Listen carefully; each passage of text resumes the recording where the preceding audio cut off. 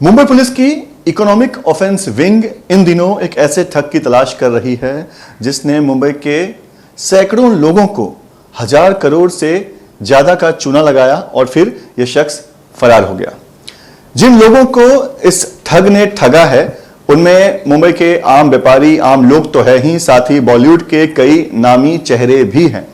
और इसी ठग की जाल में फंस गए बॉलीवुड के अभिनेता अनु कपूर, जो इस वक्त हमारे साथ हैं।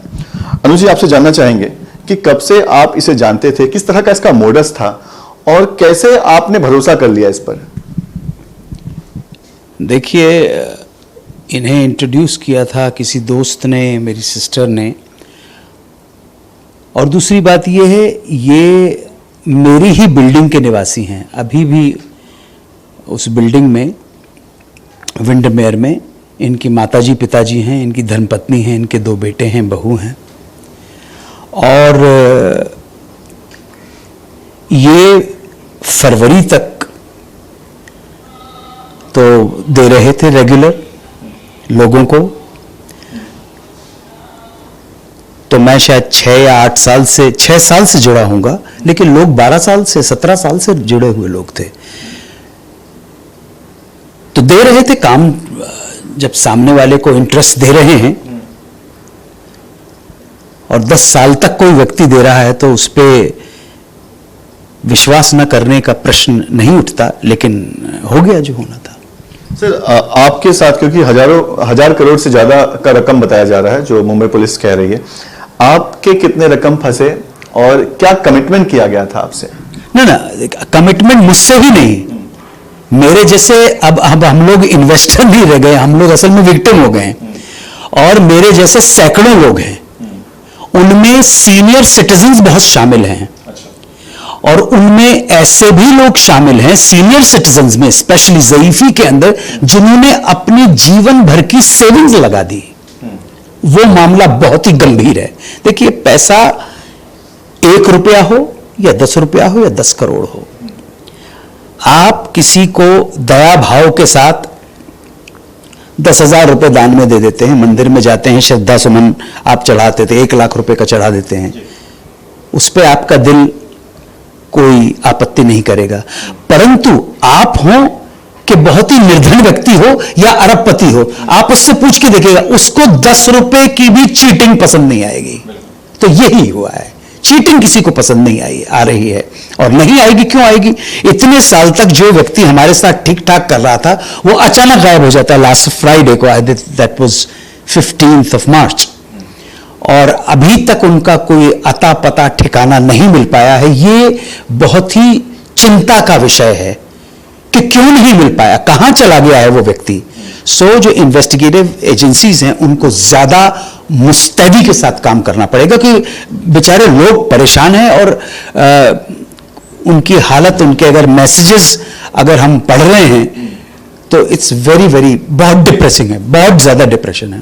सर, मेरे पास जो जानकारी है उसके मुताबिक करीब 1.5 से 2 करोड़ रुपए आपके वो लेकर चला गया और करीब 2% हर महीने देने की उसकी कमिटमेंट थी। सर, क्या कभी आपको शक हुआ, क्योंकि बैंक इतना ज्यादा इंटरेस्ट नहीं देती है, तो क्या कभी आप लोगों ने इंक्वायरी करने की कोशिश की कि हमारा पैसा किस बिजनेस में जा रहा है?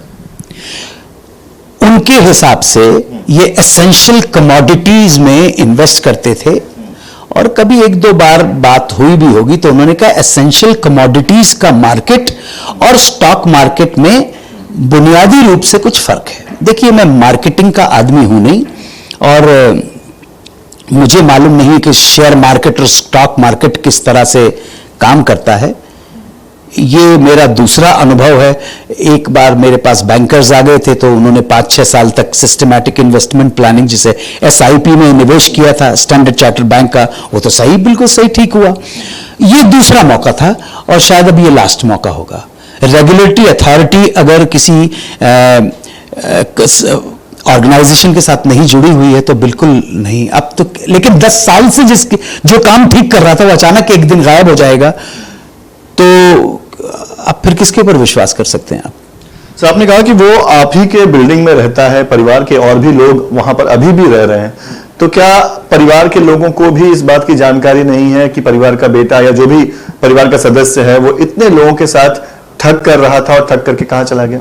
पुलिस ने मेरे हिसाब से उनके परिवार के जितने भी व्यक्ति हैं सबसे पूछताछ की है, और इसकी डिटेल आपको पुलिस वालों से ज्यादा अच्छी तरह से मिल पाएगी, वरना अफवाहों का बाजार गर्म होता है, आप जानते हैं। लैक ऑफ ट्रांसपेरेंसी किसी भी डीलिंग में हो जाती है, तो lack of transparency creates doubt, और डाउट जैसे इरप्ट होता है तो अफवाहों का बाजार गर्म हो जाता है। सो ये आपको पुलिस से ज्यादा पता पड़ पाएगा। लेकिन जहां तक थोड़ी बहुत जानकारी है कि उनकी बिल्डिंग के, उनके फ्लैट के बाहर पुलिस वालों ने रक्षक तैनात किए हैं, और उनके घर वालों से पूछताछ की गई है, उनके बेटों से पूछताछ की गई है, और यह भी सुनने में आया कि उनके बेटों के नाम पर कुछ नहीं है, तो वो आने जाने के लिए आजाद है। परंतु पुलिस ने उन पर पूरी अपनी निगरानी रखी हुई है। पर इन सब के बावजूद अंबर दलाल का कोई ट्रेस नहीं है अभी तक। तो शनिवार, इतवार, सोमवार, मंगलवार, बुधवार, गुरुवार, 6 दिन हो गए। वो क्या देश में हैं कि देश से बाहर चले गए? और मैं कोई अपशकुन की बात अपने मुंह से नहीं निकालना चाहता, लेकिन मैटर ऑफ फैक्ट बात यह है कि सैकड़ों लोग अब विक्टिम बन चुके हैं इस जो भी कांड हुआ है उसके। सर, आपने बताया कि आरोपी का नाम जो है वो अंबर दलाल है, और परिवार के लोग अभी भी वहां पर रहते हैं। जहां तक हमारी जानकारी है, मुंबई पुलिस ने उसके 3 अकाउंट्स फ्रीज किए हैं। लेकिन सर, आप लोगों को कब पता चल गया, या आपके साथ, क्योंकि आपने जो दूसरे इन्वेस्टर्स थे जो विक्टिम बन चुके हैं उनके साथ भी आपने बैठक की, तो आप लोगों को कब पता चला कि हमारे साथ इतना बड़ा फ्रॉड हो गया? मुझे फ्राइडे मॉर्निंग को मेरी सिस्टर सीमा कपूर का फोन आया था, और मैं यहां पे नहीं था। वैसे भी डे टू डे के ऊपर या मंथली बेसिस के ऊपर भी मैं मॉनिटरिंग नहीं करता था अपने उस अकाउंट की। मैं अपने काम में इतना ज्यादा बिजी हूं। सो हमारी जो हेड फाइनेंस है या चीफ अकाउंटेंट है सुप्रिया पवार, वो सारा का सारा रखती थी। तो मुझे केवल ये मालूम पड़ा फ्राइडे मॉर्निंग को, और फिर जब तफ्तीश की तो पता पड़ा कि जो पिछले महीने जो आना था। और देखिए, मैटर ऑफ फैक्ट बात यह है कि अगर मैंने अभी तक वो जो अग्रीमेंट करवाते थे हमसे, और उसके साथ साथ जो एक चेक देते थे, ऐसी बात नहीं कि चेक नहीं दिया, अग्रीमेंट गवर्नमेंट ऑफ इंडिया के बॉन्ड के ऊपर है, 500 रुपए का बॉन्ड है या 200 रुपए का है, उसके ऊपर उस पे ये कोई नहीं लिखा है कि मैं आपको 2% दूंगा। ना ना ना ना ना, as far as I can recall, मैंने कभी पूरा ध्यान से उस अग्रीमेंट को पढ़ा नहीं है।